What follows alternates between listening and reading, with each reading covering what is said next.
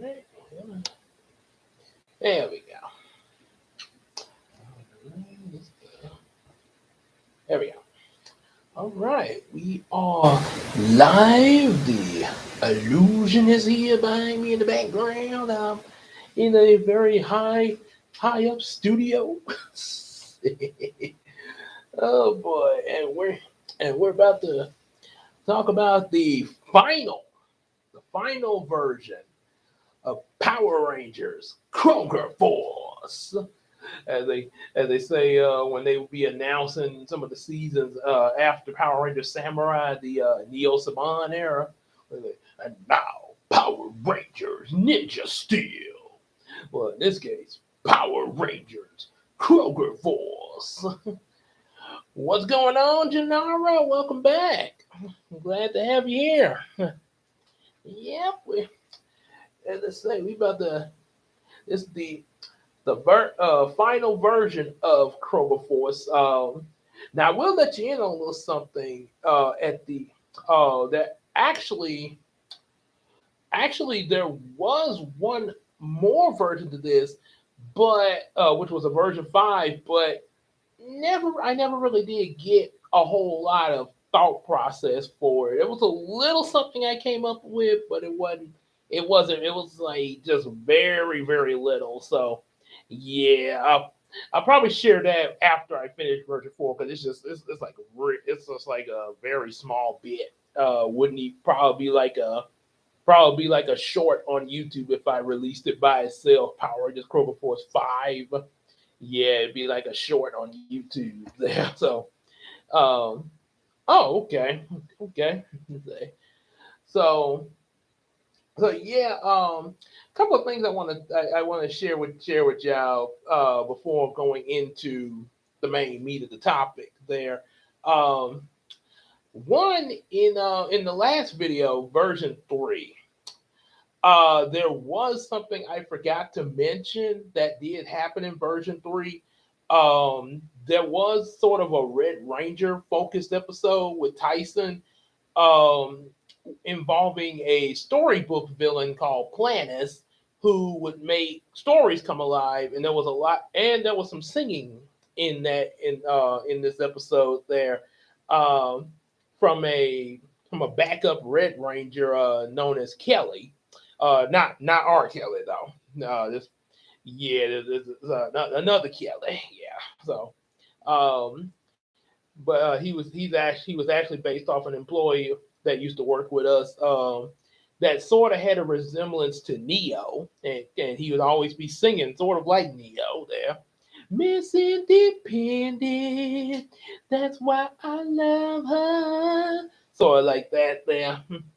Yeah, so it was sort of like that, and basically it wasn't like a whole basically what happened, like I say, Planets was bringing a lot of different stories to life, mostly ones that Tyson wrote, which translation really was, stories I have written. It was basically adapting it was like a few other stories, but the main story it was adapting was A Weird Yet Normal Day, which was actually a poem that I wrote a while back ago. It actually it was a song. It was sort of a poem and also a song, that I made it into a song, sort of like it was sort of inspired by a Garfield and Friends episode, Odie the Odie, when Garfield sort of had this spoken word like rap going. It's like, when the Odie knows that everyone should play real fair, but these dogs did not agree. Odie just wanted to play, but the dogs didn't think that so. Something like that. Hey, I had to rewatch the episode there to get the right word, but yeah, it was something like a spoken word, sort of like what you hear at a poetry club there, like with the little drum. Yeah, but yeah, it kind of was adapting that A Weird Yet Normal Day into it, and that probably and it'll probably and something like that will probably be in like my future stories, and it actually is in my in the few of the books I do have out. One of the book series I have out from the early days that I sort of wrote at the same time as Heroes of Dreams there. So probably get to that there, and it'll probably be a light. I'm not sure when it will be. It all depends. Might I might do it next week in my birthday stream, my belated birthday stream. When I'm talking about like my different birthdays and stuff.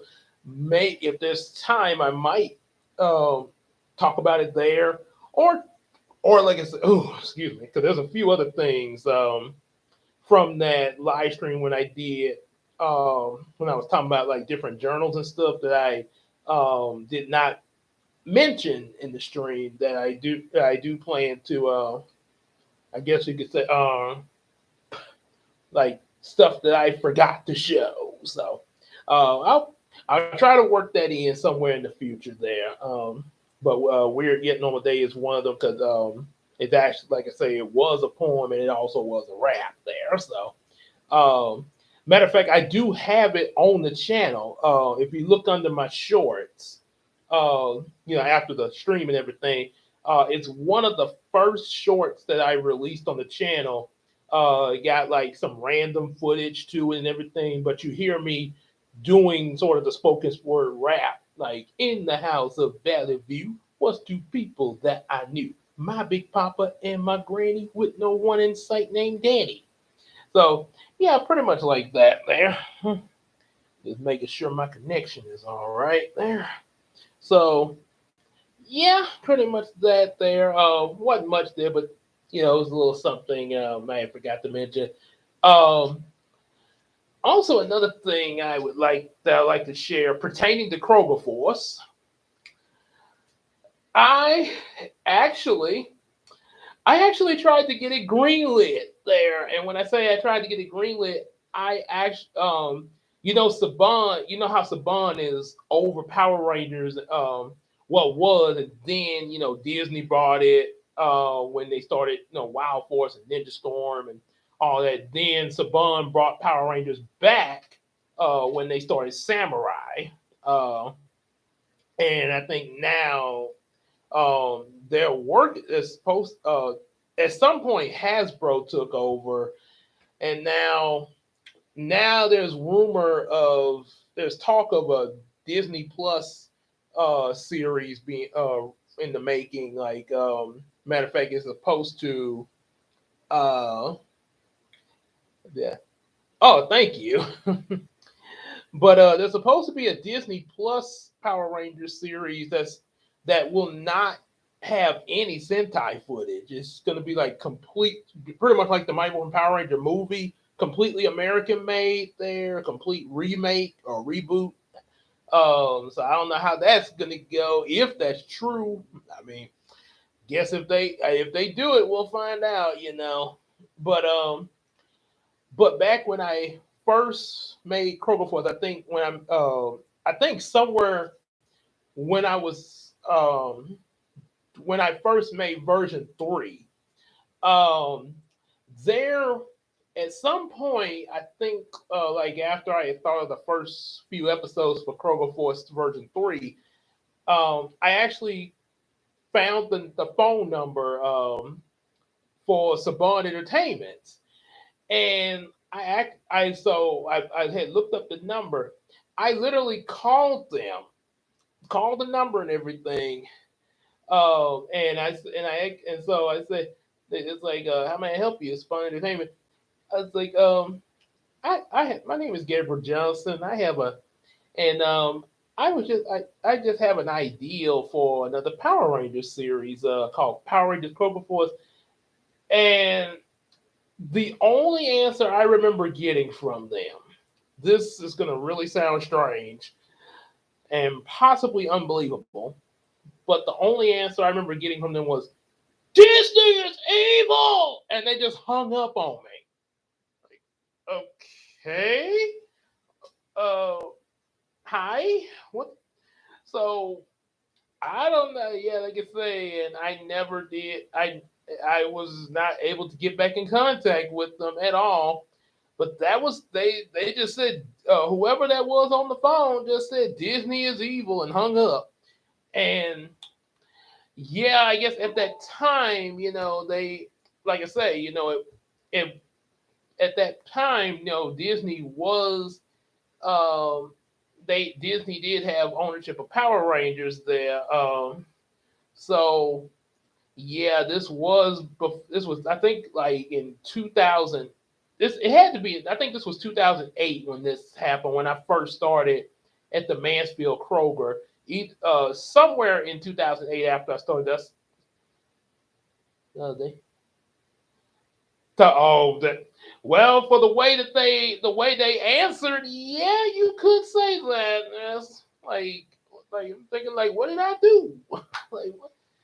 I'm like, okay, I don't know if maybe they thought I was someone from Disney, but I mean, you know, you, you you think you think they would kind of maybe like, oh, okay, well, who are you again? Try to get some information, as Spider-Man say when he was in that episode in the episode of Spider-Man when the Punisher was after him, and the Punisher thought he had kidnapped a college student. Spider-Man was like, "Next time, buddy, get the facts straight before you decide to punish someone." So yeah, yeah, haters, jealous. Yeah, I guess well, yeah, the haters part, yeah. Um, I'm, I, I'm not really sure on that, but I mean, it could be. I mean, you never know. Ain't no telling. In this world, anything could be possible. So, like I say, it's very weird there. But yeah, that's what happened. Yeah, I actually did try to talk to Saban Entertainment. Never did. I even told my at the time my manager that was that was over the Kroger I was working at that time about my idea.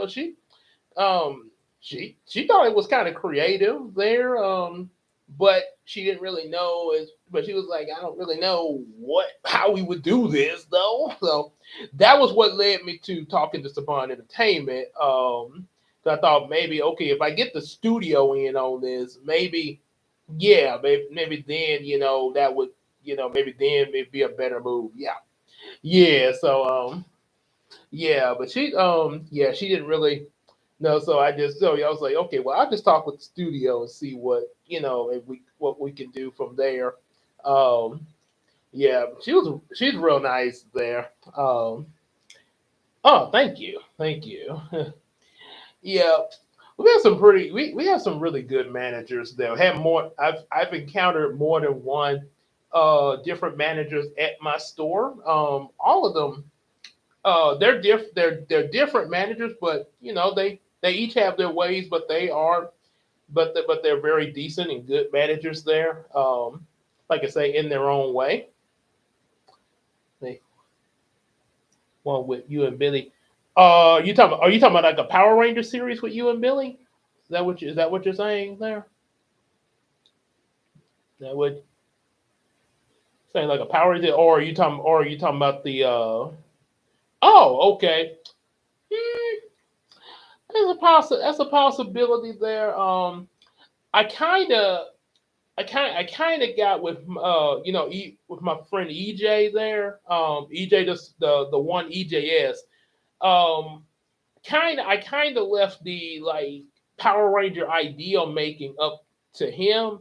So yeah, that could. I mean, I could let him know that about you there.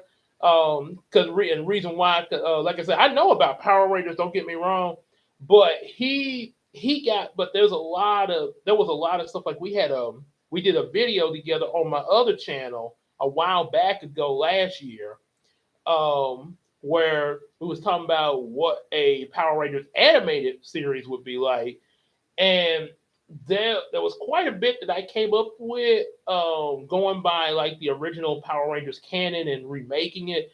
But he brought up some stuff in the video, and I was like, you know what?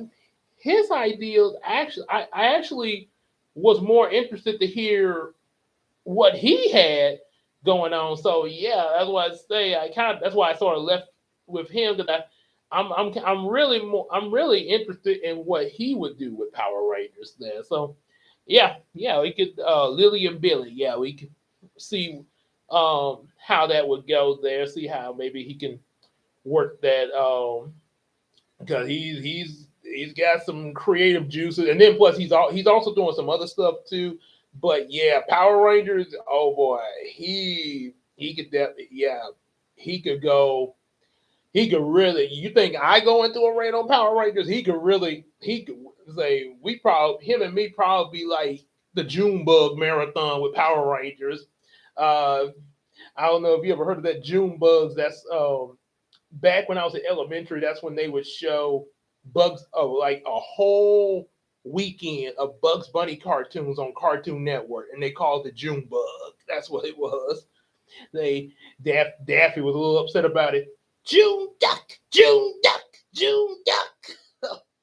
Yeah, I remember watching that at my granny's house when that come on there.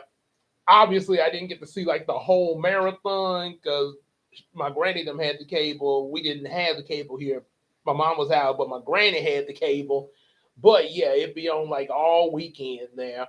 It'd be like one weekend in June, nothing but Bugs Bunny cartoons. Yeah, so yeah, so yeah, we'll see what we can do. Yeah, see what we can.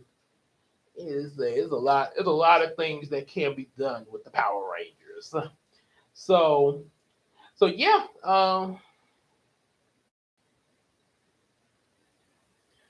no, it's okay. Look, hey, it's like it's a like I said, that's the whole thing of fan fiction. It can yeah, we can work that kind of stuff there. Just all in what comes to mind there. Say nothing wrong with that there, Janara. As SpongeBob say, our imagination. Yes, yeah, and yeah, we can give Billy some love there. we get Oh yeah, get some love for Billy. So yep. So so yeah, there was that there. And then like I said, had some really good managers there, Kroger.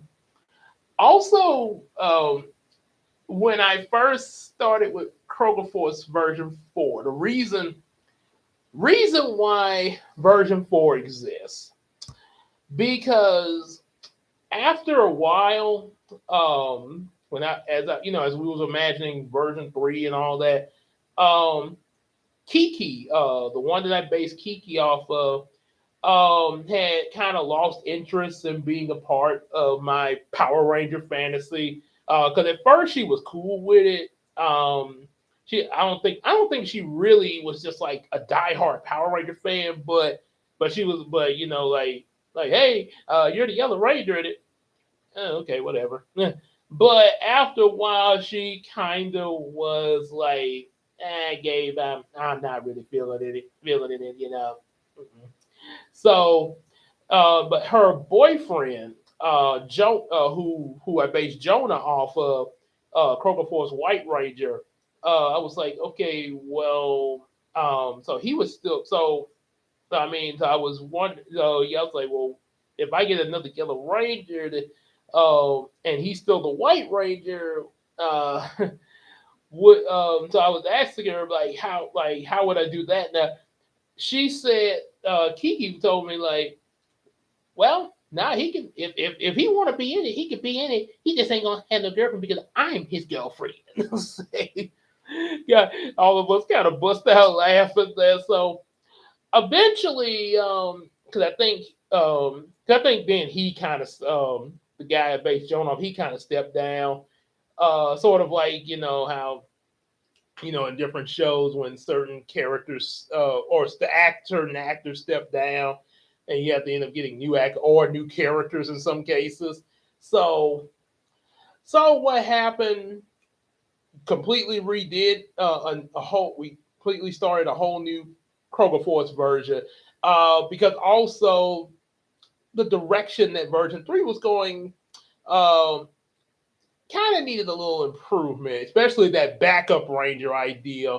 Backup Power Rangers was not, I mean, it's not a completely bad idea, but it was kind of getting overdone in the series there. It's like, as the terms say, it was becoming too Mary Sue, which means, like that's the term, for either no weaknesses or too many powers there.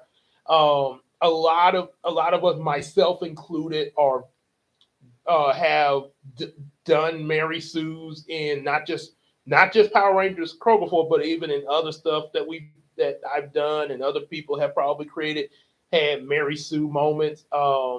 Especially especially back in the day, back in middle school when I was role playing Digimon with a friend of mine. There we came up with all kind of stuff for Digimon. We was like we kind of became a bit of Mary Sue's there. That's gonna be in some future streams. Yeah, the Digimon adventures there. So the one that's yes, that's the one. Um, so yeah, so this version of Kiki was, she was like, I'm out, So and then of course, we had so we just pretty much redid the whole thing. Um, like I say, it wasn't nothing, bad. We wasn't nobody was upset with anybody. It just making some new decisions there and some new changes. Uh, was her boyfriend was the one that is the character Jonah. He was a he start when in version 3 when he was first introduced, he was in the form of a 5-year old in the world of dreams and imagination. But the thing was, he was whisked away there at 5, and he had been there for 15 years, stuck as a 5-year old. And when he came to the real world after about like a day or two in the real world, he was instantly reverted to his true age, which was 20. Jonah. I think he's African American. He's real light skinned though, sort of like Will Smith a little bit there. So he's light skinned African American there. So, yeah. So as to say, and also speaking of Will Smith, he's a big fan of Will Smith and even real tall like him. So yeah. So yeah, just imagine Will Smith as a Power Ranger. Yeah. So which that would have been pretty cool there, Will, as if Will had been cast as a Power Ranger, he probably like in Mighty Morphin, they probably would have cast him as Zach or possibly Jason. He probably would have been an African American Jason, possibly, because of uh how Will, how he acts and everything. So he would or either Zach. Yeah, he would have been either Jason or Zach there. So yeah, but I kind of feel like he probably had more of the Jason strength there. Yeah, so yeah, so now version 4 Kroger 4 started to get made. Um, this I was still I'm still Tyson. My wife Christina, she's still CC. This time, Kiki, the other one. This time we had a new Kiki. Uh, she was Caucasian. Caucasian. Trying to think. How I would say this. Trying to think like how did she look? Sort of. Peppermint. You remember Peppermint Patty from Charlie Brown? Yeah, imagine if there was a live action Peppermint Patty, sort of as a young adult there. Yeah, be sort of like that kind of the hair and everything. Even had like the little freckles like Peppermint Patty there. Um, yeah, so kind of like a live action version of her for the new Kiki. Um, and also Donald was Caucasian as well. The green Kroger Forest Ranger, of course. Uh, he was actually kind of now this Donald went back to he was nerdy, but he also went back to sort of that what they call comic relief kind of character there. So he was sort of a comic relief kind of nerd, sort of like sort of like if you had a Caucasian version of Steve Urkel. Yeah, you sort of get him. Howdy, howdy, everyone. I'm the Kroger Forest Green Ranger. Let's see if I can try that again. Hey, big guy. So, did I do that? So, I kind of need a little work on that part there. Yeah, the laugh and snort there. So, um, yeah, so that's kind of what Don. He was, yeah, like a Caucasian version of Steve Urkel, and Alex, pretty much the same one from version 3. Got that Omarion look. There was never any different.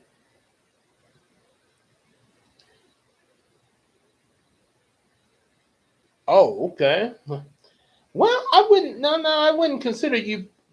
I really wouldn't consider you being worse, sort of thing. I mean, like I say, I look at it like this. You love if you really love someone. Yeah, I mean, that's what say. Love can.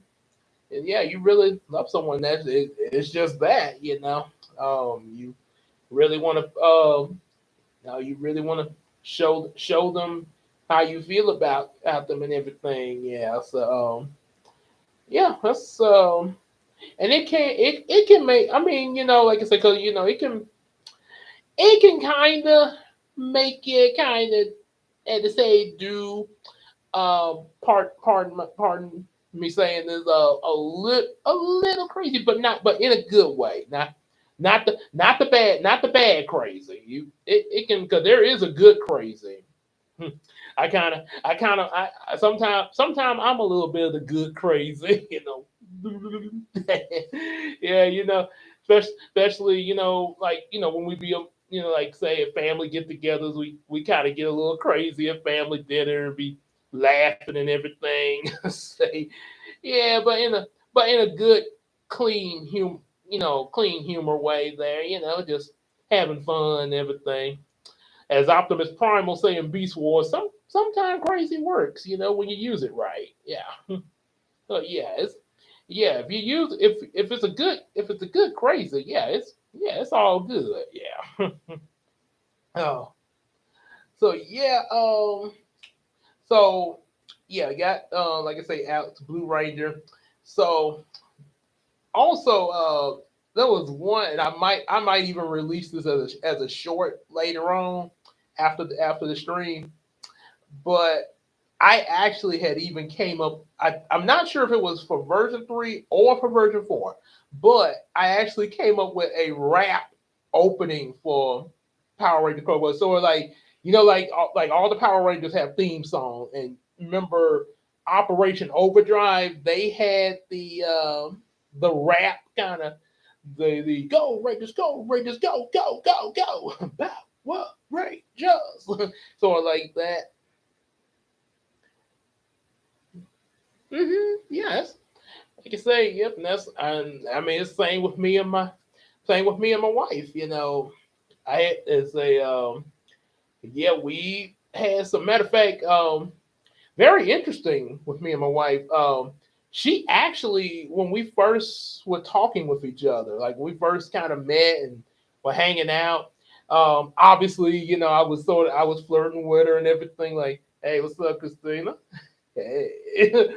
And at first she wasn't really interested. She was kind of like, I'm in the older guys there because I'm like 2 years younger than her. It's not much, but I was like 18 and she was 20 at the time. Um, but yeah, he was like, I'm in the older guy. But we kept hanging around each other, talking about different things. A lot of time about like Fox 33 and stuff like that. And we and there was and for some reason, I'm not saying it's a bad thing, but it's very interesting. For some reason, every time, like, okay, well, we finna go to class, like we talked before our first class for college. So we get ready to go to our class. Just as I was, leaving, she would always give me a kiss on the cheek just before I left. That's what made me keep coming back because I kept thinking, okay, does she really like me? So yeah, like I say, it was kind of odd, but a good odd though. Yeah, I did. Yeah, that's what it kept me coming back to her. And next thing it was 18. 5 years later, in December 2011, we are married, and met in 2006. 2011, we married. So that's So yeah, like I say, it's crazy, but it's a good kind of crazy. Thank the Lord, got me a wife out of it there. So yeah, like I say, and yeah, so that's yep, indeed, yeah, and sometimes you don't always understand it, but if you don't understand it right away, but eventually you do, yeah,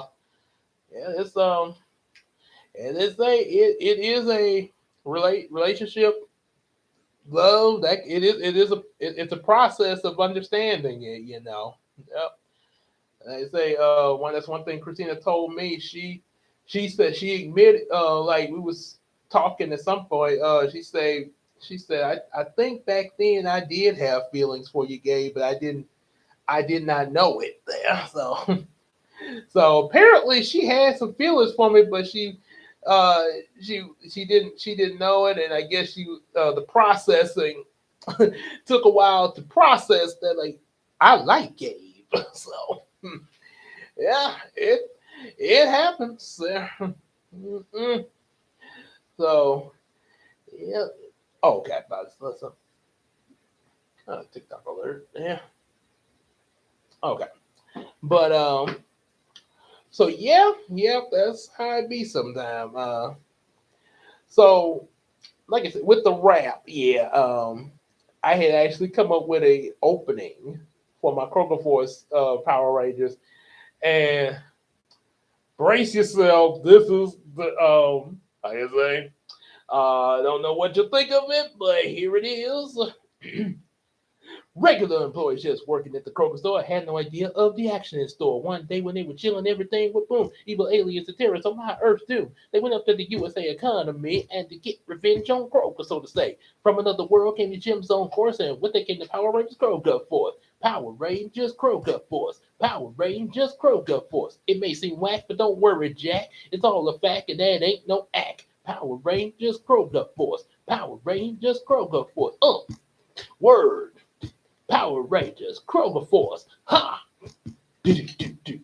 Forming the Kroger Truck Megazord. Do, do, do, do, do, do, do, do, do.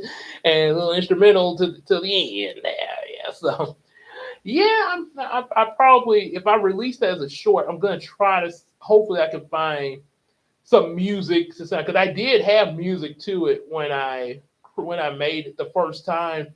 The music came from a keyboard. I don't have the keyboard anymore, but it was a keyboard that I used to have, and it had a beat in it that I just played it and rapped to that beat, and it sort of hit there. So hopefully, if I do it, I can find something similar to the beat because I remember what it sounded like. I just don't have the keyboard there. So yeah, so hopefully I find that there.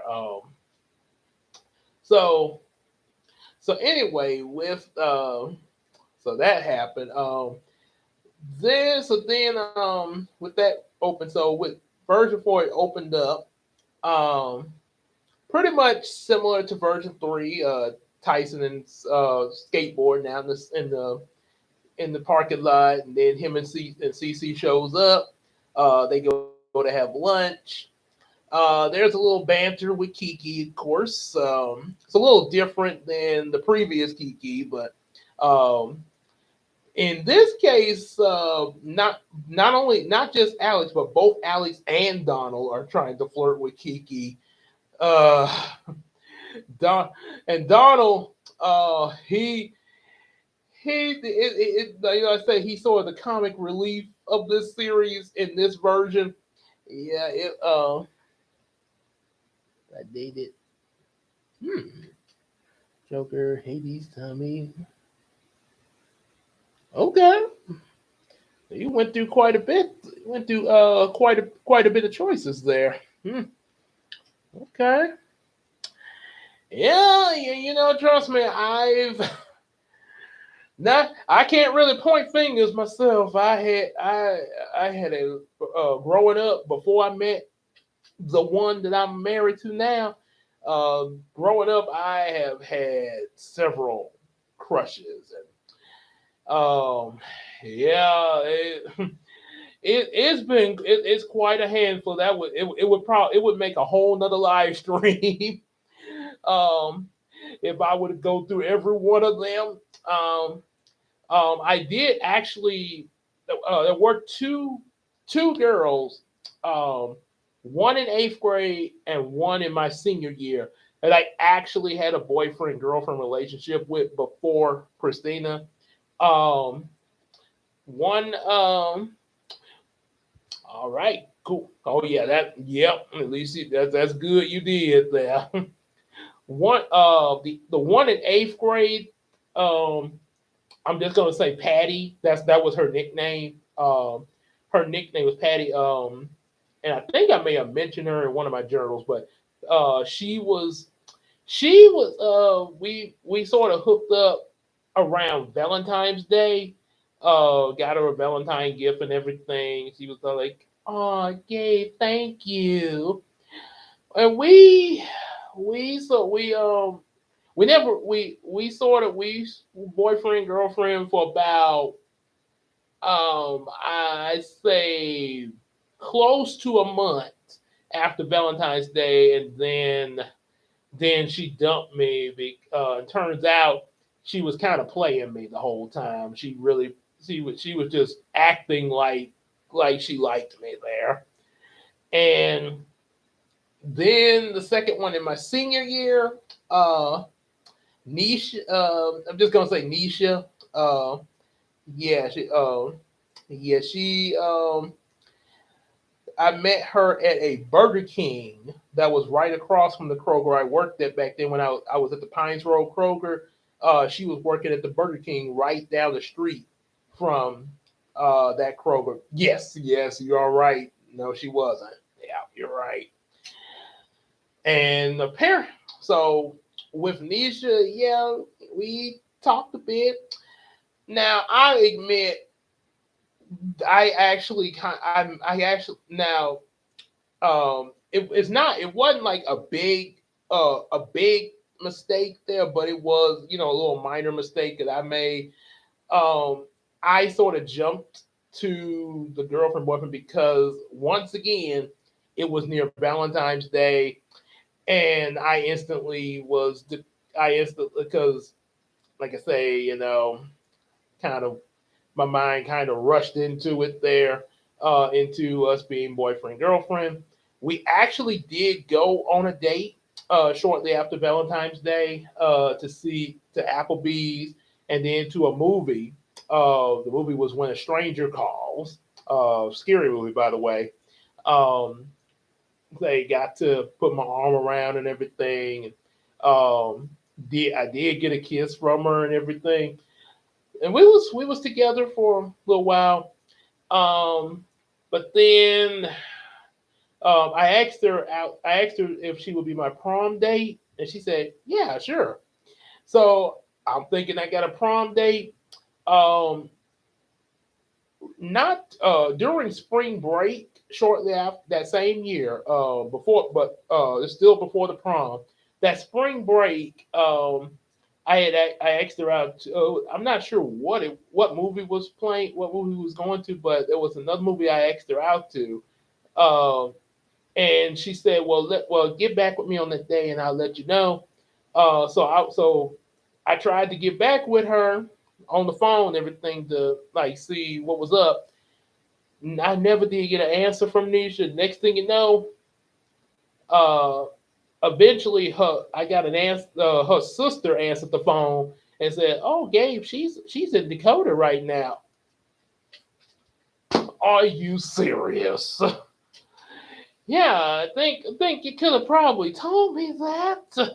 No, and so I'm left without a prom date there. When she did come back, I'm not sure if it was after the prom or before, but it was too late to do anything about it. But when the last time I did see Nisha, she was like, "Oh, we should just be friends." So she kind of played me like the first one, yeah. And actually, I think she did because one of my coworkers, um, one of my coworkers, actually tried to warn me about Nisha, and they like Gabriel, she's not being for real. She's playing you, and I was kind of foolish. I did not believe him because my head was so on cloud nine and in love and like, oh, I got a girlfriend. I didn't. Yeah, that's why you got to that's why it's good to fall in love, but you got to be careful who you fall in love with there. And yeah, like I say, you got to make sure it's the right one because yeah, she sure wasn't. And yeah, Lord knows Brandon really. Yeah, that was his name.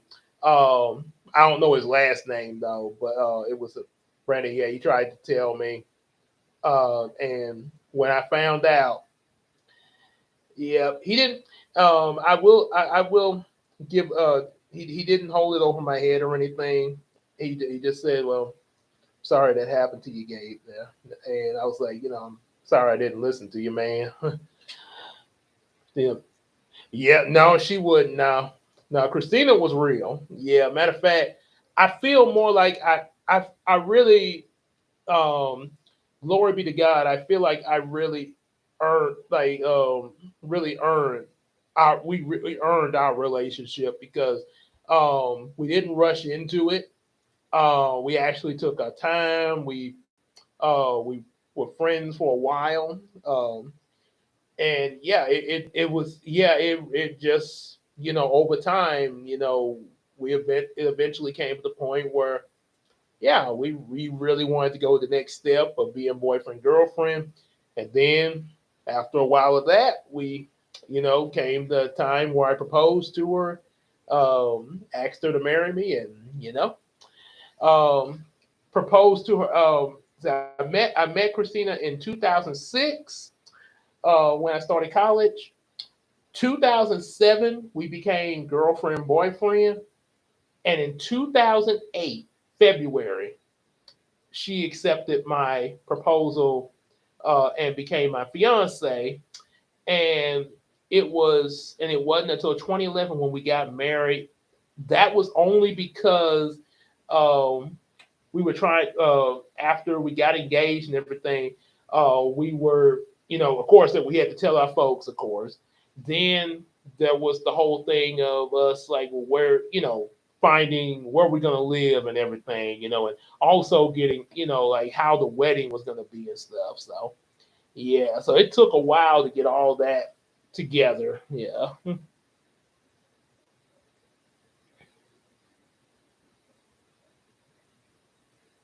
Yeah, yeah. Well, that is good. Yeah, Billy is definitely a good dude. There. I mean, he's like I say. Yeah, I definitely believe you on that one there.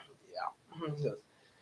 And to say, especially how I seen him in the Power Rangers. Yeah, he's Power Rangers. They would not. They.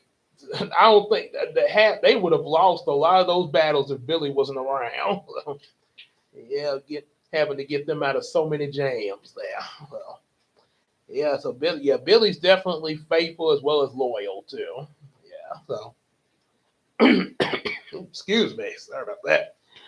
So yeah, yeah, that was yeah, like I say, the same with me and Christina there. Yeah. So yeah, so that oh yeah, what was the then today? Oh, okay, yeah. But oh yeah, we was talking about the different girls, stuff like that. So okay, so yeah, like I say, going back with Kroger Forest there, um, just like me and Christina in real life, Tyson and CC there, engaged as well. Our characters there, they um work just like Virgin 3. She's trying to look for a new job and everything there. They're talking about that. Um, then Kiki come in the break room while they're talking. She's real upset about the florist quitting. She's like, said the florist had just quit and pretty much just lashed out at Kiki. Now this is why Kiki is really upset at the moment because it's just really up. This really got her fired up. Having to deal with this and everything. Yeah, and also dealing with stuff on the front end. Alex and Cody called themselves trying to make her feel better, but yeah, they're not really helping. Then suddenly the attack comes. Flood, flood store gets flooded, early earthquakes and everything, and everybody in the store, employees and customers, are all teleported to the Kroger Sky Base, and so this time, the manager of this Kroger. So we don't have the Kroger president in the Sky Base. It's just the store manager who in version 4, the store manager now is the same is Tyson's uncle Michael. So yeah, Tyson's uncle Michael is the store manager. His assistant, well, not assistant, but the produce manager is Alan Faulkner, and one of I think the receiving clerk they have is with them as well.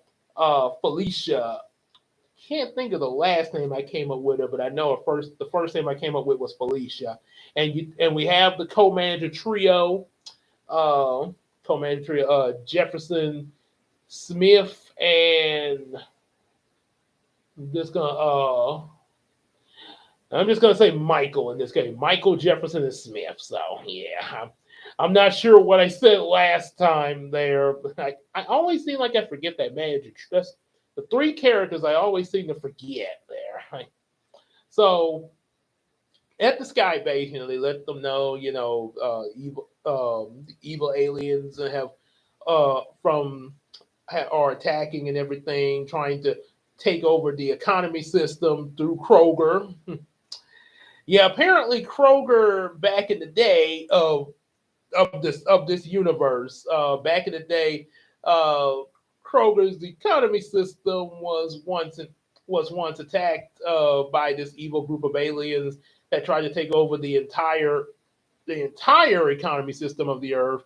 But some warriors from Kroger back in the day, I don't know what Kroger was like years ago, but they faced these evil aliens and drove them away. So they left behind these gems with the different powers they use. So of course, they have to see who they're going to choose to be the new Power Rangers Kroger Force. They've made them into morphers, sort of like Tommy did with the Dino Thunder morphers there. So Tyson, Cece, Kiki, Donald, and Alex are chosen. Cece is not.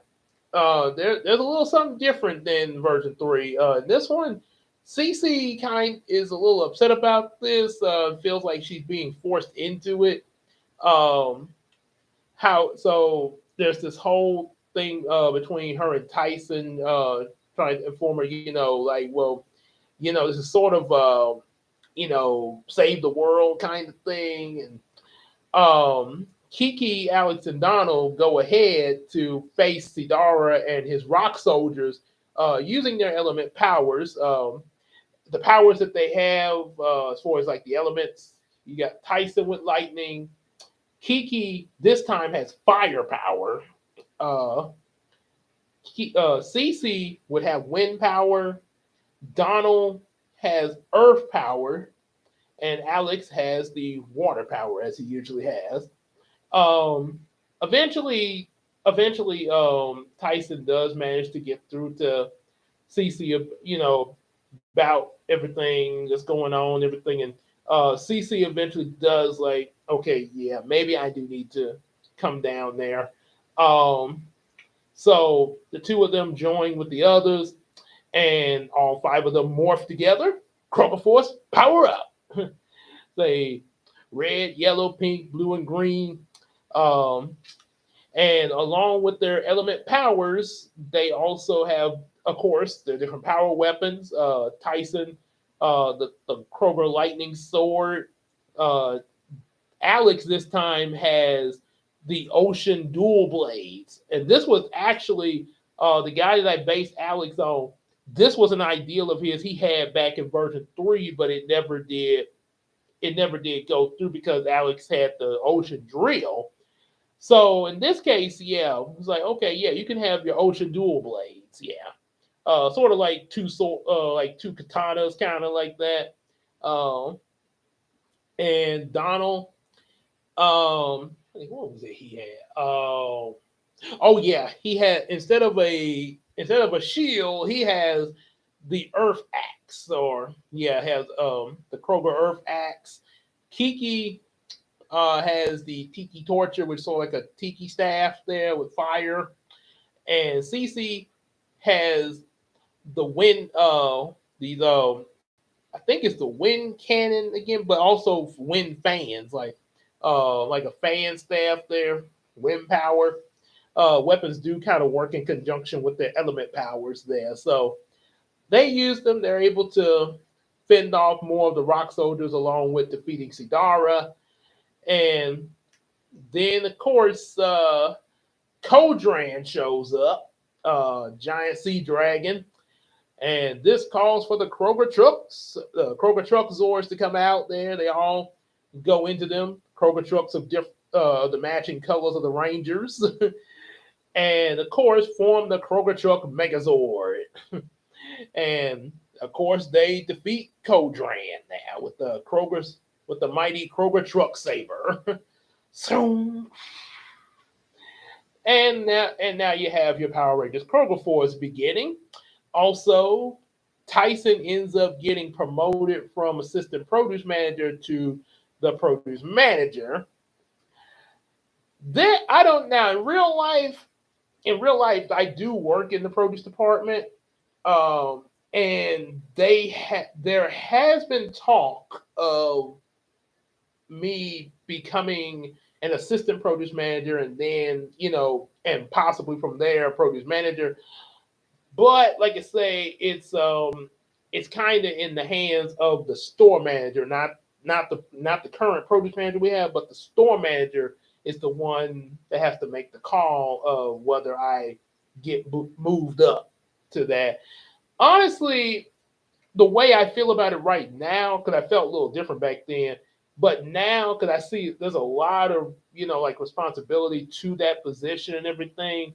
Um, Not to say I couldn't do it there, but I feel the way I feel about it right now, I would only go for it if the store manager like, hey Gabe, we want you, we're moving you up. Okay, okay, sure. Okay, sure, I'll go. So that's the only way I would go. But on my own, until they say something like that, I'm pretty much where I'm at. Because like yeah, like I say again, it is a lot of responsibility there. But hopefully, if I yeah, like I say, if they end up picking me for it, because if it goes like that, then it'll be like it would be that I actually earned it there. It won't be just, oh, Gabe just asked to be that. It'll be more of an earn. there. So yeah, that's what could happen. But like I say, I don't know if that'll happen or not there. But either way, you know, like I say, either way, whether I move up or be where I'm at, by the grace of God, I will make good of whatever position I'm in.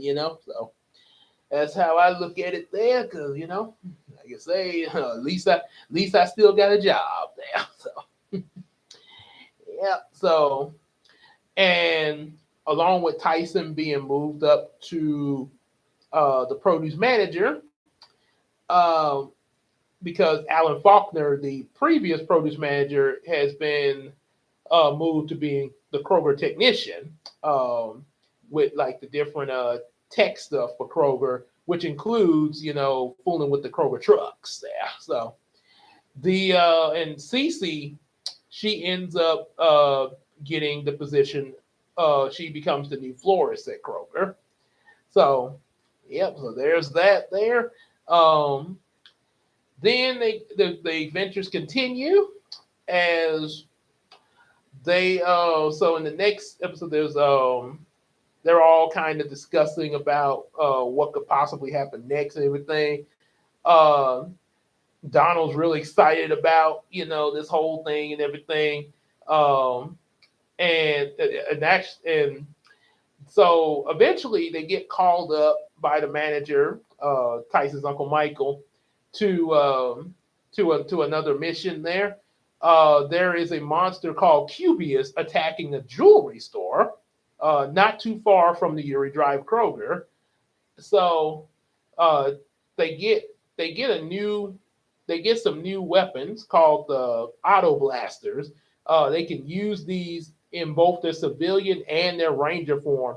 Sort of like you remember in Power Rangers in Space, how they had those blasters that they could use even when they were unmorphed, or even in SPD, how they had some blasters that they had used that they could use unmorphed as well. Sort of like that. So and the auto blasters are also kind of based off of some these handhelds that we not the ones we currently have, because we got a new some new scanners that we use to do like markdowns and price changes, stuff like that. But back that they look they're called zebras, and they look exactly like cell phones there, but a different color than the one I got. So what we used to have was sort of they sort of would look like I'm just gonna say laser blasters there. Um, sort of center myself for the live stream, but yeah, we used that's the scanners used to look like laser, sort of like those laser tag uh, guns that they have that the kids sometimes have to play laser tag with. Um, so that's what they sort of look like, and the auto blaster could also change into what was called knuckle mode, where you could become sort of like police knuckles almost, punch the enemy. And they also got something called the Kroger gliders, um, sort of like these little flying saucer discs. You could stand on them and fly across the sky and stuff like that. Sort of like what Static Shock has there. So Tyson, Alex, and Donald they take their saucers to go um to go into battle with Cubius, using their auto blasters and stuff. First, dealing with these rock soldiers, and not, and then eventually, of course, they have to morph, dealing with Cubius there. It's almost sounds similar to a Sentai. However, Donald gets an idea to fly his Kroger glider into the monster to really give him a really big impact knockout. But it misses the monster, and the glider accidentally hits Alex, causing them to mess up, and the monster gets away. Alex They get back to Kroger, and Alex is really furious about this. He just goes off on Donald, even to the point that Okay. I was like, do not freeze on me, stream. Don't freeze on me. Yeah.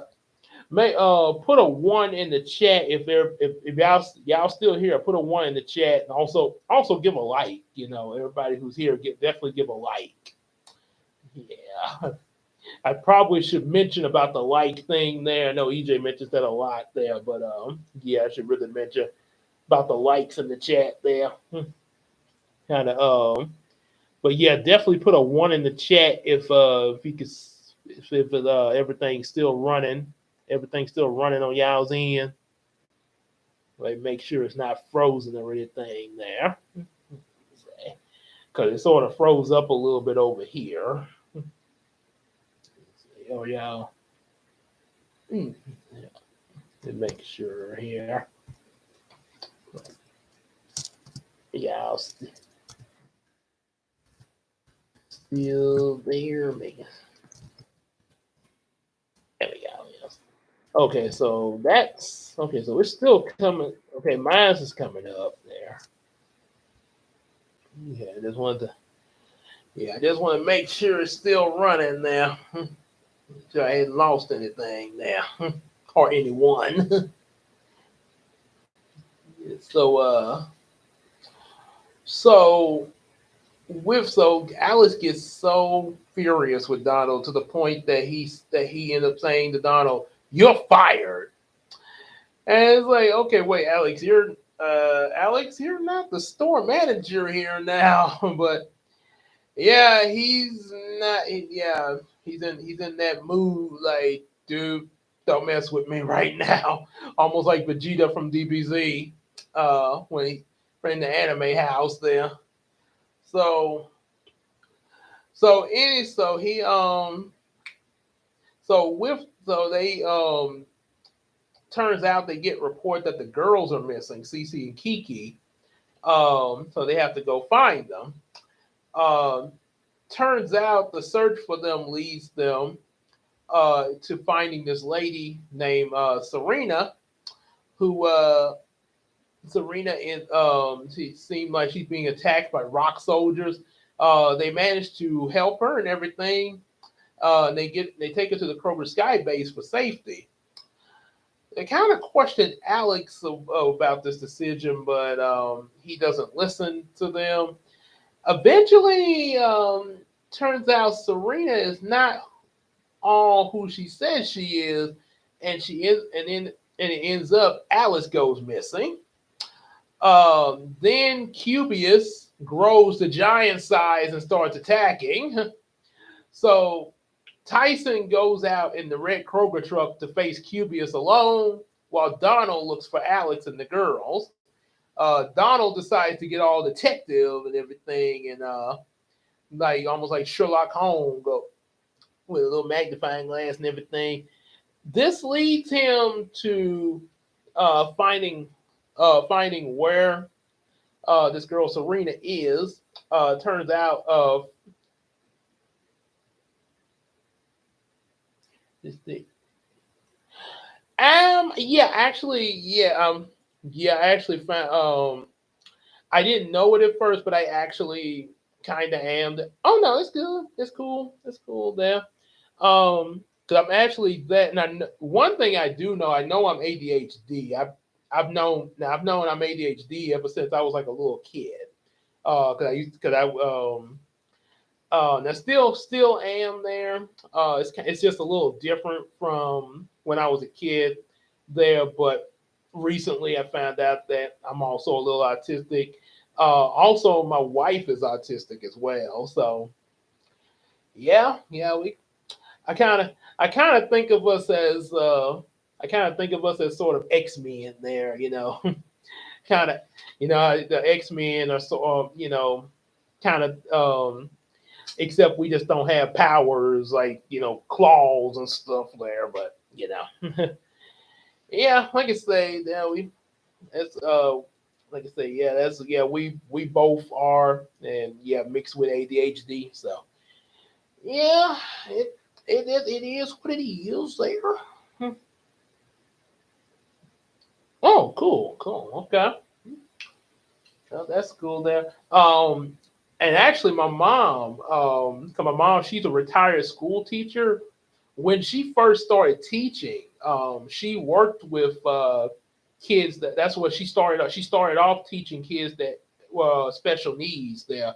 So she's encountered kids that were ADHD, autistic, say Down syndrome. She's dealt all different types of kids with different special needs and disorders there. So yeah, she picked up on quite a bit of like how to, work with kids like that.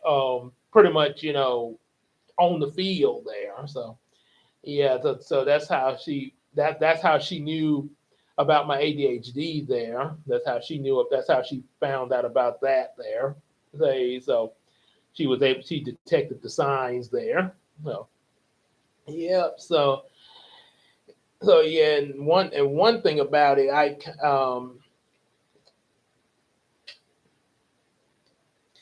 no, not yeah. There are disadvantages to it because, like I say, way I had it, I had a hard time focusing in class there. Like my mind would sometimes it still does, but I mean, like I say, as a kid, it was yeah, it was really it would wander. My mind would wander a lot there. Like, hey, what did we just say? I don't know. So yeah, I had that, and I tell you, I tell you something that was really annoying back in elementary.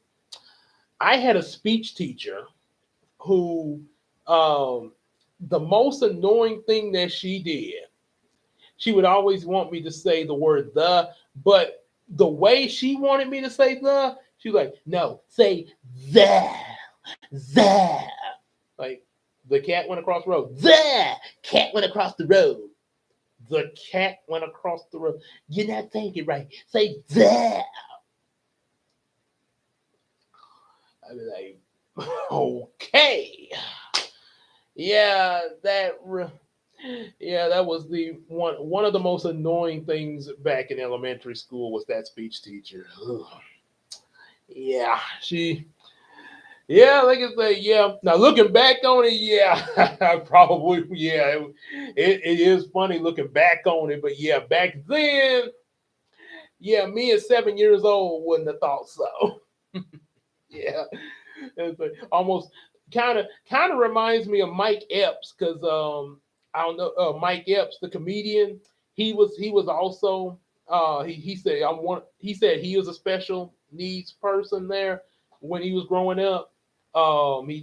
He mentioned that he was in special education, and Mike Epps say that teacher was really he really did not like that teacher he had because it's like okay I'm a senior in high school and I can't change classes. Doesn't the school bell dismiss her? No, that bell don't dismiss you. This one does. Little bell on her desk. Ding ding ding ding ding. And then I'm and Mike Epps said and then think about this. I'm 17 years old. The teacher telling me take a nap. I said, "You take a nap." So, yeah, I kind of I kind of like I say it's a little different, but yeah, I kind of felt for Mike Epps there. At least he could. At least he was bold enough to make a comic gag out of his life experience there. Yeah, yeah. Some of them can not all teachers, but I've encountered some pretty bad ones there. Yeah, so I had good teachers and I've had some bad teachers. So yeah, some of them can be. Yeah. Oh boy, but yeah, and then in some cases it's not so much as bad, but sometimes some of them just be annoying there. So like the speech teacher. Mm. Yep. So oh boy, yeah, that was So yeah, there was excuse me. Didn't mean to do that there, yeah, pardon me. So so going back with Kroger, so Donald he found where Alex and the girls were and also Serena. Um see 100 kids. Oh wow, that's a lot of kids there. Hmm. Wow, that's gonna. I guess that's gonna be a really big family there. Oh boy, I guess making me think of what God said to Abraham, make you the father of many nations. Yeah. So mm, guess Billy trying to go the Abraham route there. Yeah. So so turned out Serena she was seducing Alex, and she had stolen the youth from. Oh, okay. And he's stolen the youth from Cece and Kiki to make herself young. Donald manages to find where she's got the stolen youth at and restore Kiki and Cece's youth back. And and also Alex free him from Serena's control. So the four of them, yeah, they manage to, and also Donald gets a slice of chocolate cake. And the four of them, that once they escape, they get in their Kroger trucks to form the Kroger truck Megazord with Tyson in order to destroy Cubius, and then they come back to defeat Serena, and she's down for the count now. So then the next episode, and of course Alex apologizes for fussing at Donald. And Donald's like, so am I still fired? He's like, no, Donald, you're hired. And they make amends there. Then the next episode, now this is a real interesting one here.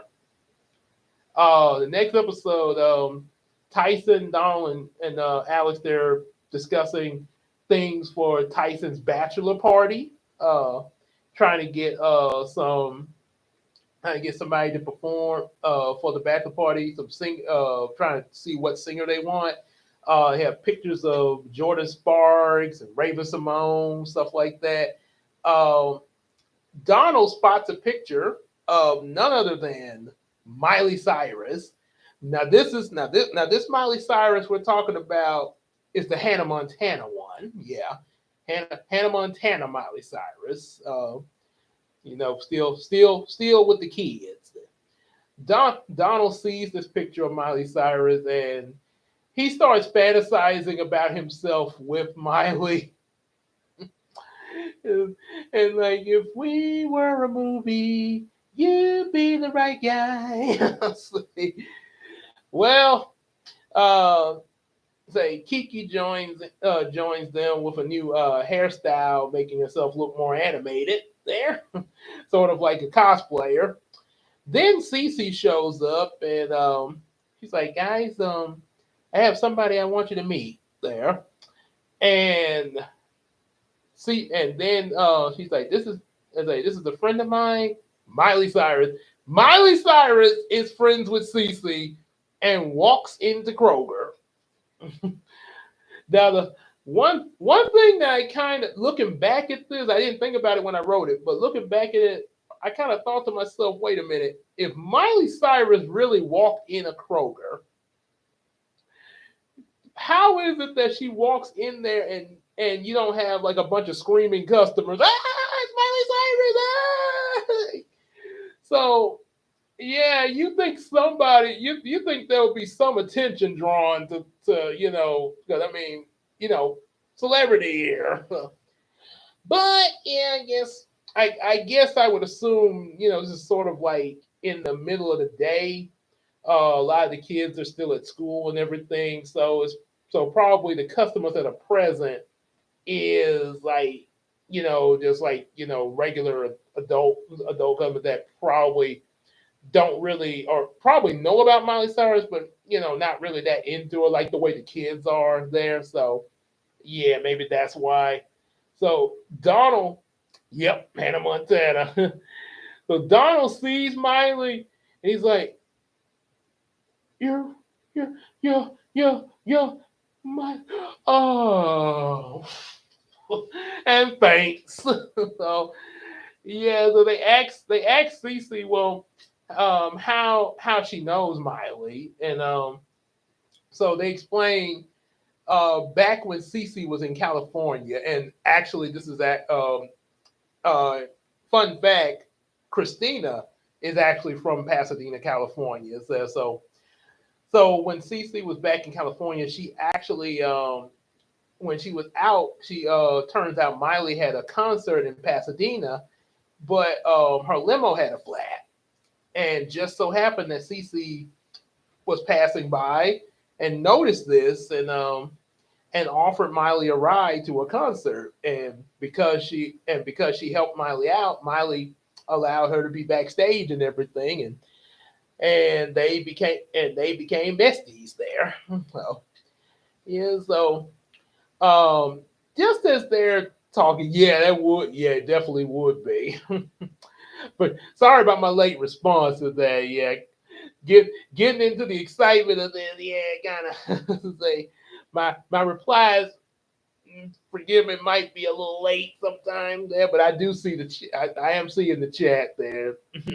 I'm sort of like a train sometimes. When a train gets to going, it takes them about a mile before they stop there. So yeah, so it turns out there's an attack outside of Kroger, and it's an evil alien Tratus from version 3. Tratus is out attacking, so all the Rangers, they go out to face him and the Rock Soldiers and everything. Uh, Miley steps out and sort of watches what's going on, and when Tratus sees Miley, he instantly gets the idea to grab a hold of Miley and use her as a hostage. They're like, "Ha ha! What? Like, you picked a bad time to step out here." But unexpectedly, Miley's not alone. Tratus gets grabbed by her dad, Billy Ray Cyrus. It's like, ready, set, don't go.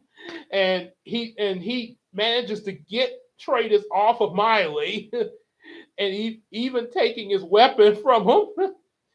Yeah, so the Rangers morph and everything, and eventually during the battle, Tratus tries to use his ability to trade places with one of the Rangers, but when he aims it at Cece, when Miley sees that, she intercepts the attack. This causes Miley and Cece to switch bodies there, and Tratus escapes because he has to recharge his trade beam now. So yeah, so now Miley and Cece are in each other's bodies back at the sky base. There's a brief moment where Felicia, where Billy Ray sings one of his songs to Felicia and the Co-Manager Trio. Stand for what you believe in. Stand for all that is right. Stand when troubles come calling. You can be that shining light. Stand. Yeah. And so, of course, with the switch, they say the switch will wear off in about 24 hours after Tratus recharges. Um, so until then, so they have to get a little creative because Miley has to do a concert as Hannah Montana. So what her and Cece do, Miley gets the idea to have Cece dress up as another singer to sing along with her, uh, and go under the name Betty Smiles. So now that way, they can help each other out with the song lyrics and stuff. So it's like, now it's Hannah Montana and a special friend of hers, Betty Smiles. Everybody makes mistakes. Everybody has those days. 1, 2, 3, 4. Everybody makes mistakes. Nobody's perfect. That's a pretty good jam there too. Nobody's. A lot of the songs I like from Hannah Montana is the ones on the album with Nobody's Perfect. Yeah, I like the other song. Don't get me wrong, but the songs with Nobody's Perfect really get the jam going there. Yeah. So turns out Tratus attacks with a giant robot, um, kidnaps Cece and Miley, to hold them hostage there, and in order to force the Rangers to surrender. But there's something else that Tratus did not anticipate. This time he has to deal with a bunch of angry fans. Because just think about it, an evil alien shows up in a giant robot, snatches your favorite celebrity that's performing. All the fans are gonna be like, "Oh no, he didn't!" And there's literal all the fans are literally storming Tratus and his robot with torches there, like free Miley Cyrus, free Miley Cyrus, free Miley Cyrus, like, and Tratus like, oh my goodness. So so because of this, the Rangers are able to get Miley and Cece away from them. Um, because Miley is in Cece's body, she gets to morph along with the Rangers, and also even form the Kroger Truck Megazord to defeat Tratus's giant robot, as well as Tratus himself. And then, of course, Cece and Miley revert back to their original bodies and even do a pose together. So you get to see Hannah Montana posing with the Rangers there. Yeah. And they get to finish the concert there. Also, Donald gets to have a romantic moment with Miley by doing a Romeo and Juliet outside her window. Yep. And even gets a kiss from Miley. Ooh. Oh boy. Now, I know Donald is a lucky boy. So after that, the next episode is kind of an Alex focused one. Everybody's at the gym except for Donald, because Donald is in he's Donald is sort of sleep he sort of overslept that morning because he was up studying. He kind of worn out from a lot of his classes at college there. So the other Rangers, they're working out and everything. There's even a DBZ reference with Alex, because Alex is trying to do this bench press, sort of like Jason did in Mighty Morphin Power Rangers, the bench press record. Instead, Alex is trying to lift. Is trying to. I can't think how much weight he was lifting, but he's trying to lift it more than 9,000 times, so they can make the DBZ joke. It's over 9,000. So yeah, he's trying to go over 9,000 bench press. And with that, they after that they go to check on Donald. Donald's all worn out from a project he's been working on for his class. It's a muscle enhancer. So Alex decides to try it out to see how it works and everything. But it accidentally malfunctions and kind of explodes there. Not a major explosion, but yeah. So let's just say Alex is sort of when it blows up, Alex is left kind of burnt a little bit, and he's in his and it sort of puts him in his he's in nothing but his boxers. Like in cartoons when like Emperor New School when Krunk say, "And who am I? You're Krunk in underwear." So Alex is in his boxers, and one of the students from Donald's college comes in. I'm just gonna call her Daisy. Daisy comes in excuse me, Donald, can I? And she sees Alex, and the muscles he got and everything. Like, hi. Now that's what I call chemistry. So yeah, there's some chemistry there. It's like, so another monster shows up there while Alex is recovering from the explosion. The other Rangers go check it out. Donald, Kiki, Cece, and Tyson. It's a bull monster called Boxon. Um, However, for some reason, the Rangers can't seem to morph around him. He's somehow Boxon is blocking the morphing signals there, and but they try to still they try to still battle him, even though they're unmorphing everything with the auto blasters and stuff. But eventually, Boxon ends up whamming the Rangers all the way into the sky like Team Rocket from Pokemon, and they crash land in the roof of Kroger, right, and land right in the manager's office. Yeah, so I guess they're gonna have to get that roof fixed. So uh, back with Alex, they try to think of a way to get past Boxon where they can morph and finish him and take him out. They get the idea to fix Donald's muscle enhancers, where they can make Alex just as strong as Boxon.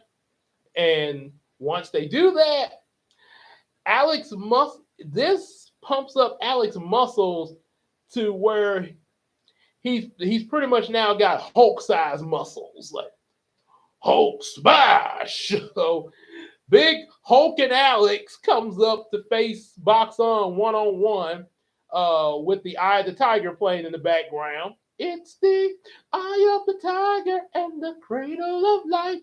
It's the Eye of the Tiger. So he manages to get Boxon weakened, and the muscle enhanced they wear off, but now all the Rangers can morph together and use their Ranger powers to take a Boxon out there. Meanwhile, there's a man named Asen Silverstone that's been sort of aiding some of these aliens. And also he's a bit of also he has his company called Silverstone Industries. He's pretty mad about the Rangers defeating another one of the aliens there, one of the evil aliens there, that he's out in the woods kicking trees there. So then the next episode is 4th of July. Kiki is out, just sort of enjoying some time in the park. She see there's a lot of families out enjoying the 4th of July. And Kiki's just sort of taking all of it in. Just a nice little stroll in the park and seeing all the families. Then two monsters show up, Shell Shax and Shelltron, and start terrorizing the families there. Kiki morphs and tries to take them on, but ends up getting overpowered. Turns out one of them, I think it's Shelltron, who turns out he sort of has a bit of a conscience like Krunk from Emperor's New Groove. Krunk had that little angel and devil on his shoulder. Like, you're not just my shoulder angel. Don't listen to that guy. He's just trying to lead you down the path of righteousness. I'm going to lead you down the path that rock. Oh, come off it. You come off it. Yeah, you're ready. Oh. So, yeah, Celtron sort of has a sort of developing a conscience a little bit. Kiki tries to get through to him, but then she's interrupted by the other Rangers coming to her aid, which Shell Shax and Celtron take off. After that, they come to the store, and Kiki tries to tell Tyson about the situation, and that maybe there might be some good in Sheltron, but Tyson doesn't believe her. And meanwhile, with Shelltrax and Sheltron, they go to an IHOP to steal some food, but turns out Ace and Silverstone shows up to pay for to buy some food for them in exchange for working for him. So he tries to strike a deal with them. However, Sheltron is concerned about hurting innocent people. But Shellshax is like, dude, say who cares? Sort of like lightning, like thunder and lightning from Teen Titans there. And they spot Kiki outside the IHOP spying on them. Shellshack instantly attacks Kiki, but she manages. Well, actually, no. I take it back. Sheltron notices Kiki outside, and he secretly goes out. He doesn't tell them, where he's going, but he secretly goes out, and him and Sheltron and Kiki have a little conversation uh, about, maybe there might, maybe you, instead of fighting us, you could be of a help to us. However, Shelltrax comes out and interrupts everything, and there's a fight between him and Sheltron, and he ends up attacking Kiki as well.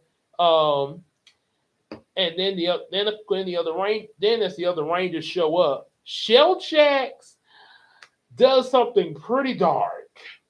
He because he's so upset with Sheltron, he actually eats Sheltron and makes himself grow super big. The Rangers then have to call for their Kroger Truck Zords to face him. However, Shellshax, he has the tail of a skunk, and the bad smell from him really starts hurting the Megazord there. But they get the idea to fire the trailer rocket at Shellshack's tail to blow him up. Sort of like, in the Nutty Professor when Papa Clunk, when he was farting and he caused a fire at the restaurant, sort of like that. Yes, that kind of, sort of that effect there. So because of this, they're able to defeat Shellshax. Asen is, of course, ticked off again, and also he finds out he's allergic to buttermilk because he ends up stuck in the bathroom at IHOP. Yeah, that was not a pleasant ending for Mr. Silverstone there. so then next episode the Rangers get visited by a lady named Beverly, who's a good friend of the management at Kroger. And she has, remember Lightspeed Rescue when they had the robot Rangers? Well, she has some robot Kroger Rangers, so that the original Kroger Force Rangers can, like, okay, so now if they're taking care of things, then you guys can just focus more with your work here at Kroger and not have to be going out there.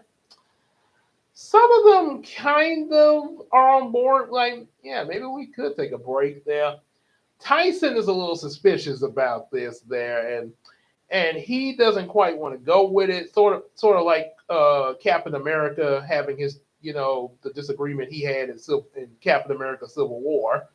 So eventually, Beverly turns out that Beverly is actually someone else in disguise, and the real Beverly is being held hostage at a warehouse somewhere.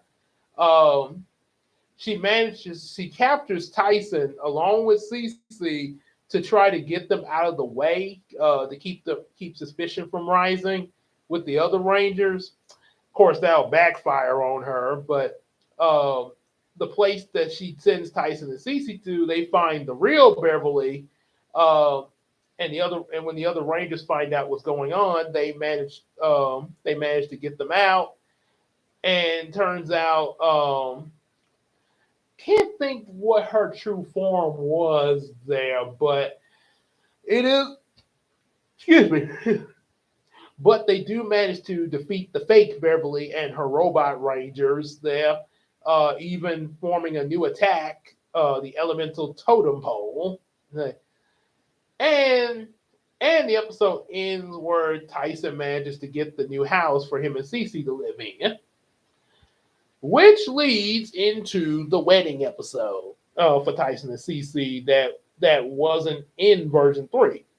So the wedding episode starts off, they're about to say their I do's, but Kygon attacks. However, now he ends up wrecking So he ends up wrecking the wedding a little bit, but Cece manages to blow him out with her wind powers out of the building there. Apparently, Cece's mother is not too pleased with this attack, and funny thing, we got another cameo. My Christina actually imagined for the Kroger Force universe. Christina said she could imagine Queen Latifah as her mother in Kroger Force because of how how the character was going to be acting at this moment there. so so Cece's mom Diana, played by Queen Latifah. Queen, oh boy. So Diana doesn't like what happened. Worried that her daughter could have gotten hurt, and she gets upset with Tyson, Alex, and Donald. Talking about this wouldn't have happened. This wouldn't have happened if she hadn't been associated with you and your little hoodlum friends. Like, excuse me, like like Alex. I'm like, wait, what? What did you say about me? So yeah, and even insults Tyson's mother, and his mother's like, oh wait, oh no, girl, taking the earrings off. They have to hold them back. Like, wait, whoa. So, oh my goodness. And I think Tyson's mother is named Michelle. I think, yeah, that's what I think I named her. Um, Michael's big sister. So yeah, they're like, yeah, Michelle's like, oh, you want a piece of me? Yeah, so they have to kind of take a breather and try to get things back in order with the wedding. Um, it's revealed that like Alan wonders um, why Cece's mama is the way she is. Excuse me, why her mama's all hating on Tyson and everything. Tyson explains that not too long before the wedding day, he was chilling. He was chilling at his house, eating some nachos and watching some TV. Cece came by. Apparently, this was supposed to be the day that Tyson was supposed to meet her mother, and Tyson had forgot. So, so her mother showed up, and yeah, Tyson's kind of in his around the house clothes with a little nacho cheese stain on them and stuff like that. Sort of reminds me of when I was a kid when my granny had company over one time, and I was in and this here is Ideen, and that's my grandson there, and I had my mouth full of cookies and milk. Hmm. Like, so yeah, that was sort of what I was thinking of when Cece's mama coming in and catching Tyson with nacho cheese stains there. Yep. Also, fun fact: Christina got me into eating nachos. I used to did not eat nachos until after I met Christina. So yeah, she got me into nachos. Well, so he quickly gets himself cleaned up and everything, and it starts over.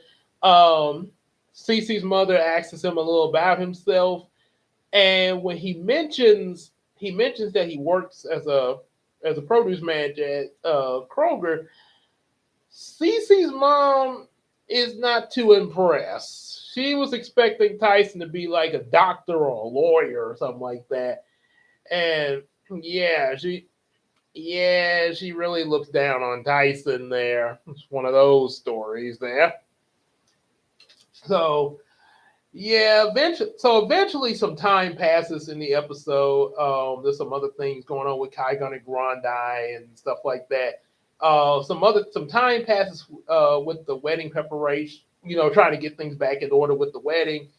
Um, and and when Tyson's kind of out to himself, trying to think of what's about to happen and everything, he ends up getting a moment to sort of make for him and Cece's mama, Diana, to sort of sort of have a another meetup where they kind of where she starts to understand Tyson a little bit better, and as the end result, they come to they get the wedding begins again, and Tyson and Cece's mother Diana says, you know, you have my blessing there. So it looks like everything's cool now there. Uh, okay, I was just reading this a little bit. So everything's kind of cool and everything. They say their vows and stuff like that. And when I said my vows to Christina at our wedding for real, it was actually I actually had sang the song from Jamie Foxx show. They call it wedding vows. The day I married my angel. It's like, well, it's been 5 years. Can't hold back my tears. 'Cause I'm just so happy I'm marrying an angel today. Oh, as I take your hand, I pledge to be your man.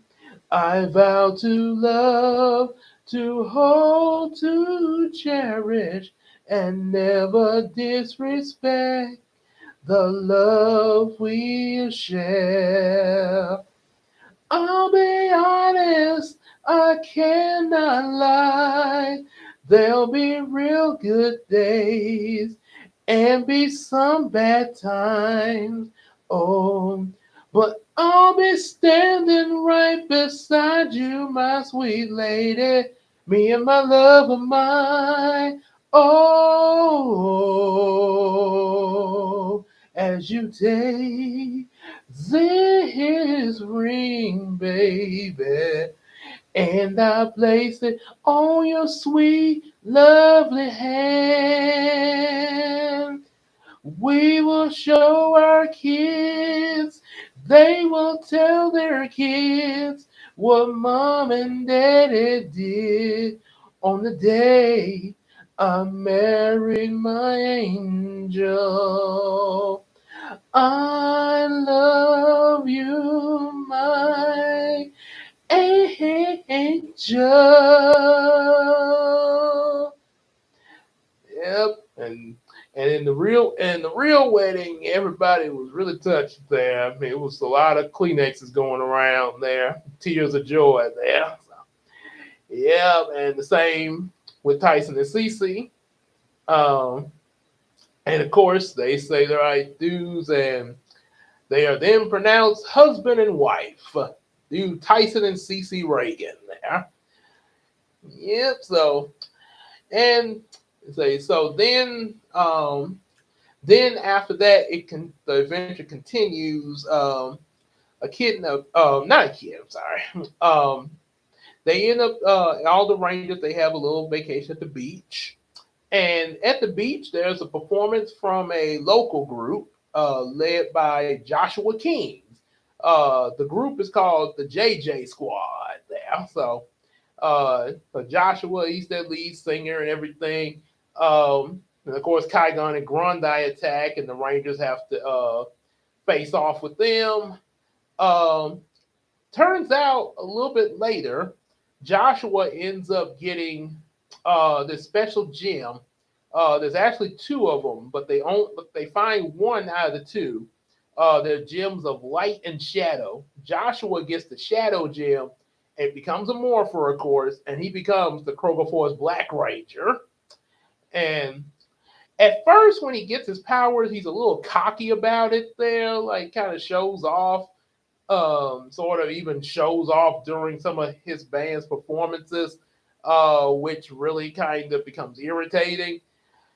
Then I forgot what villain it was. It's a villain that attacked along with Kygon and Grandai, but it becomes a bit much for Joshua alone there. And eventually the Rangers do show up in the nick of time. Joshua realizes that, yeah, he got he and realizes what he done and everything, and starts to work with the Rangers instead of being all showboating and everything. And they manage to defeat Kigon and Grandi. Uh, Joshua also gets a new Zord. Um, this time, the Zord is not the entire Kroger store like in version 3. It's actually a bigger Kroger truck that I think got like some extra cannons on it or something like that. But it's I can't think what it's called, but it's like a utility Kroger truck Megazord or something like that. Um, then And then eventually, then in the following, of course, this Zord will combine with the 5 Kroger trucks, just like the Dragon Zord with, the Mighty Morphin Power Rangers Zords. It happens in well, not Halloween special, but um, in a special where, well, we had Hannah Montana and Queen Latifah. So the next celebrity that shows up for Kroger Force, this one, and like I say, this I think it was like before August '09. I would say that because the celebrity is Michael Jackson before he died there. God rest his soul. So Michael Jackson makes an appearance, and um, turns out they find out from Joshua that Joshua's sister has been dating Michael Jackson recently. Um, so Michael Jackson's birthday is coming up, and the entire Kroger store is putting up a surprise party for him now, a surprise birthday party for Michael Jackson at Kroger. Pretty, yeah, pretty sure Michael would have. Michael wouldn't, Mike. But Michael, he's is a he probably was if this actually happened, he'd probably say something like, yeah, I wow, yeah, I'm really touched, and I really appreciate everybody that's really worked hard and got together just to do this for me. This is really special. It really makes me feel special, and I really thank you all for doing this. This is really nice of you out there. Glory be to God. It's so good to have friends like you. Yeah, he probably sounds something like that there.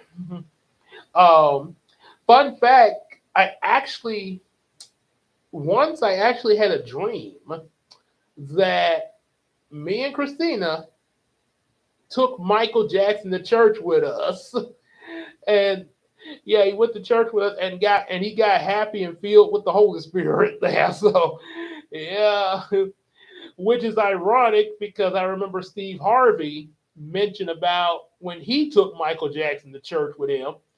Yeah, um, so while they're getting the party set up and everything, um, the monster Flydon shows up and starts capturing different ones in his beehive of fear. And until it's nobody but Joshua left.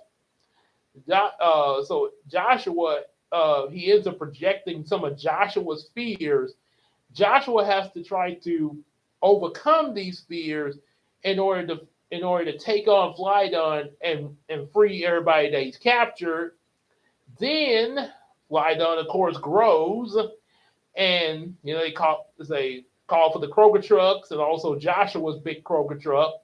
However, alone they're not powerful enough to defeat Flydon, but when they combine together, then they're able to take Flydon out there, just in time for Michael Jackson's surprise party.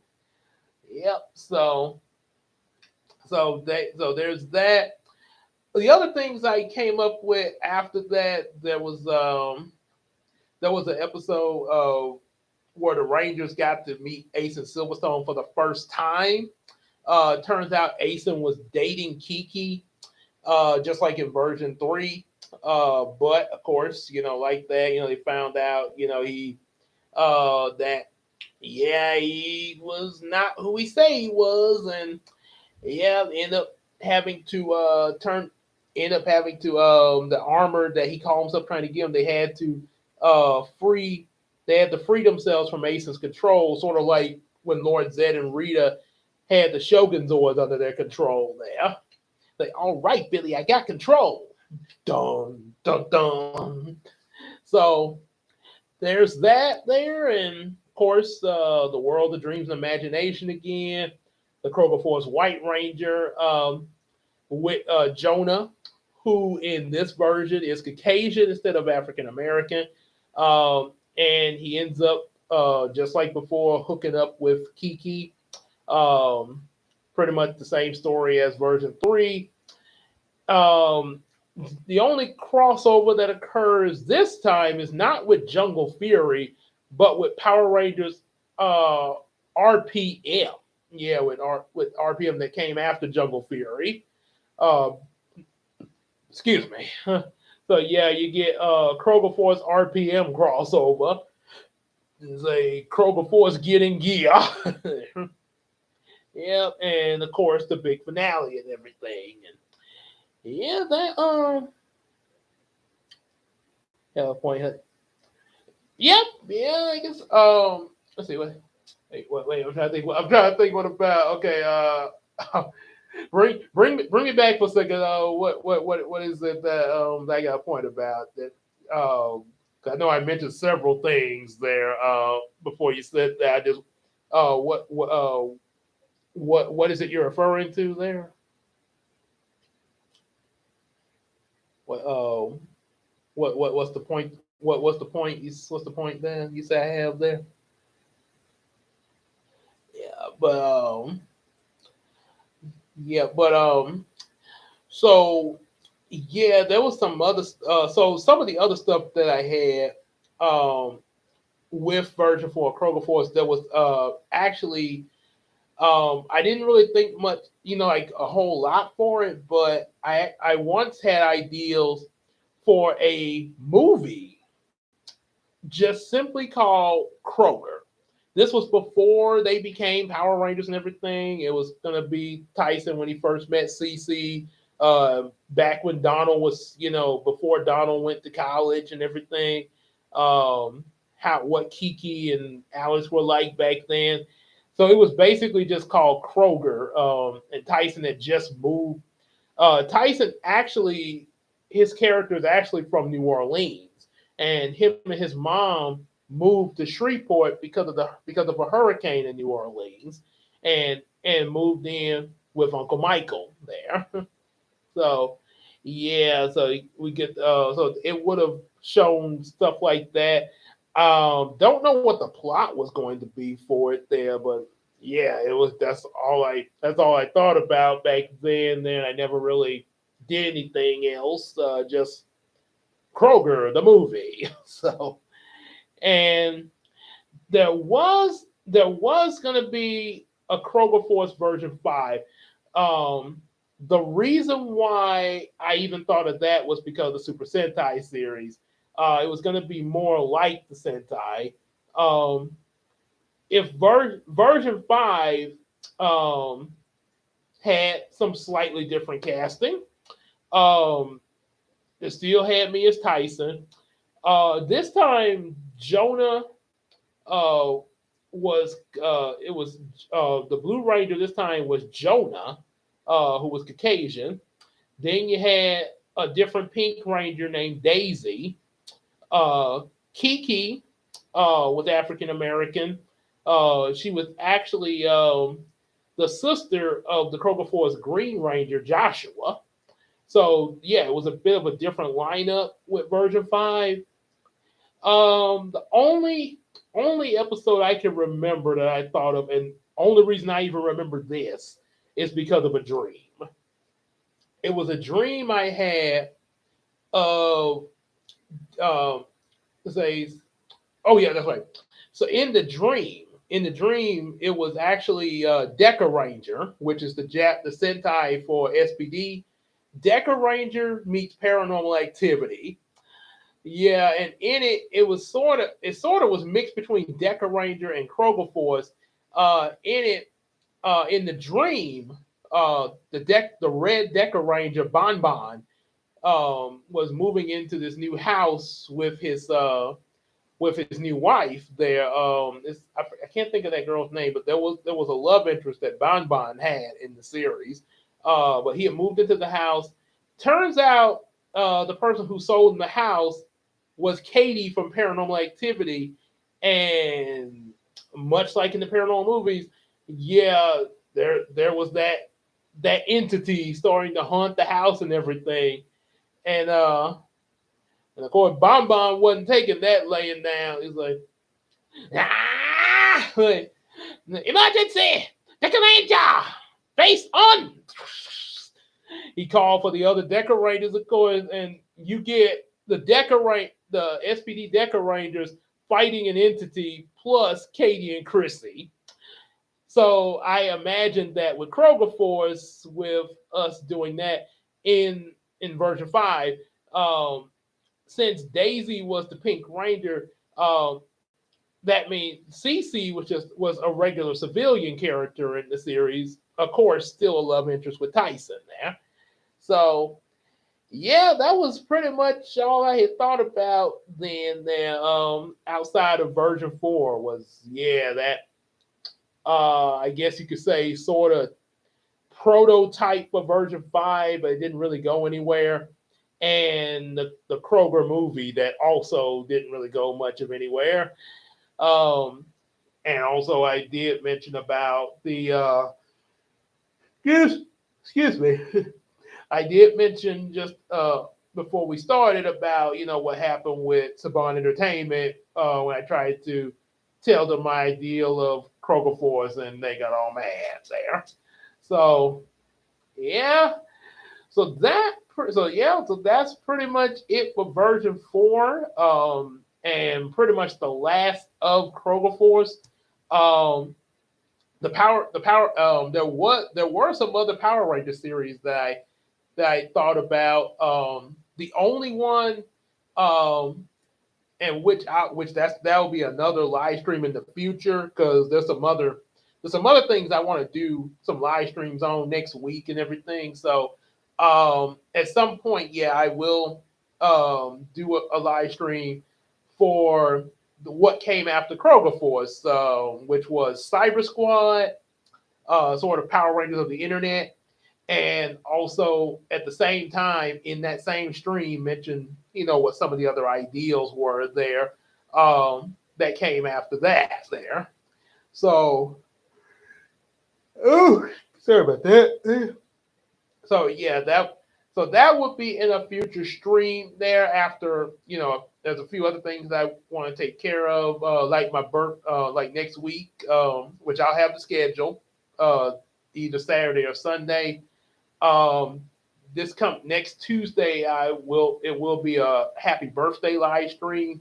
37 years of birthdays. Yeah. So all the stuff that I've done on my different birthdays and stuff like that. Um, I say Wednesday, of course, be the normal Bible reading stream. Yep, as usual. Thursday, like I say, when I get the schedule, I will let you guys know what Thursday stream will be. It may possibly be me talking about the live action Snow White and what I think about other live action movies. So it pretty much, but Snow White will be sort of what will be sort of the leading subject of the stream, and then I go into other live action Disney remakes and what I think and what I thought of them. But first, of course, it would be what I think about Snow White. Yeah. And yeah, I hadn't seen it yet, but I plan to next week with my wife. Yeah, we want to definitely check it out and see see what it's like to whistle while you work. Do-do-do-do-do-do-do. Yep. So Thursday stream might be Snow White and live action remakes there. It just might be. I might.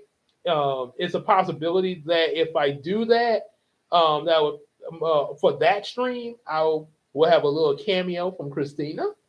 So like I say, I know the Disney movies that she really like. I know she'll probably like Snow White. But I know the other Disney movies that she really likes, like Little Mermaid, Sleeping Beauty, pretty much all the princess ones, obviously. Yeah, because of course, grow when we were dating, she was a little princess. Now she's a queen there. So yeah, so that was so yeah, like I say, I'll have the schedule for next week to let you guys know what's up there. But so yeah, I guess that's the sign for me to wrap this up at the 2 hour mark. Good timing there. So yeah, so about to close this out. So make sure y'all definitely like, share, subscribe. Yeah, definitely. All y'all here in the chat, definitely put some likes up there. Uh, right. Oh, sorry. I'm trying to point where the thing is on my screen. Right. Yeah, right there. Yeah, put some likes up there. Let the chat know you like the chat. Say buy available comic books. Support us on that Patreon, just like EJ the Supreme, Big Sis Casey and Iceman Universe, and hang out with us here, Discord, and on Facebook, and sell each other some stuff on the McCary app. And yep, and we will see y'all in the next stream or video. And y'all have a good night, everybody. Let's say good and see y'all later.